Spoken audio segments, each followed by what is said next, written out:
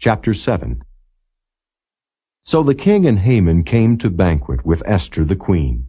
And the king said again unto Esther on the second day at the banquet of wine, What is thy petition, Queen Esther? And it shall be granted thee. And what is thy request?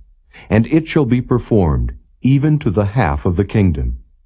Then Esther the queen answered and said, If I have found favor in thy sight, O king, and if it please the king, let my life be given me at my petition, and my people at my request.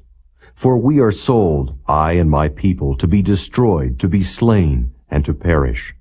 But if we had been sold for bondmen and bondwomen, I had held my tongue, although the enemy could not countervail the king's damage.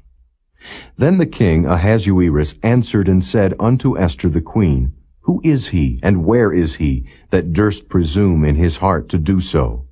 And Esther said, The adversary and enemy is this wicked Haman. Then Haman was afraid before the king and the queen. And the king, arising from the banquet of wine in his wrath, went into the palace garden. And Haman stood up to make request for his life to Esther the queen, for he saw that there was evil determined against him by the king. Then the king returned out of the palace garden into the place of the banquet of wine, and Haman was fallen upon the bed whereon Esther was. Then said the king, Will he force the queen also before me in the house? As the word went out of the king's mouth, they covered Haman's face. And Harbona, one of the chamberlains, said before the king, Behold also the gallows 50 cubits high, which Haman had made for Mordecai, who had spoken good for the king, standeth in the house of Haman.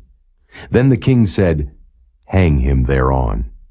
So they hanged Haman on the gallows that he had prepared for Mordecai. Then was the king's wrath pacified.